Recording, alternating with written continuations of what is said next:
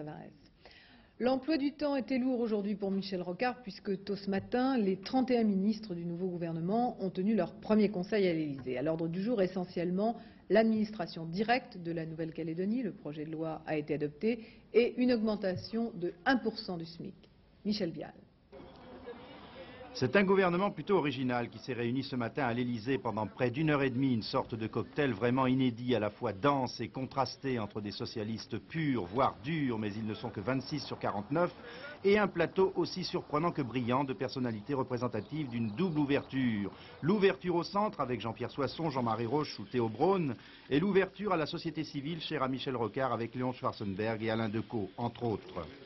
Tour de table solennel dans une ambiance qui intimide toujours les nouveaux venus, puis portrait de groupe sur le perron du parc dans une atmosphère un peu plus décontractée, quoique encore compassée. Mais le premier conseil des ministres du second gouvernement Rocard ne s'est pas contenté d'être uniquement formel. D'abord parce qu'il inaugurait dans la pratique et de manière spectaculaire l'expérience nouvelle de l'ouverture. Si M. Raymond Barre avait été élu, il aurait fait l'ouverture. Il y aurait eu des ministres socialistes dans le gouvernement. M. François Mitterrand a été élu, il fait l'ouverture et il est normal que des ministres centristes apparaissent dans ce gouvernement.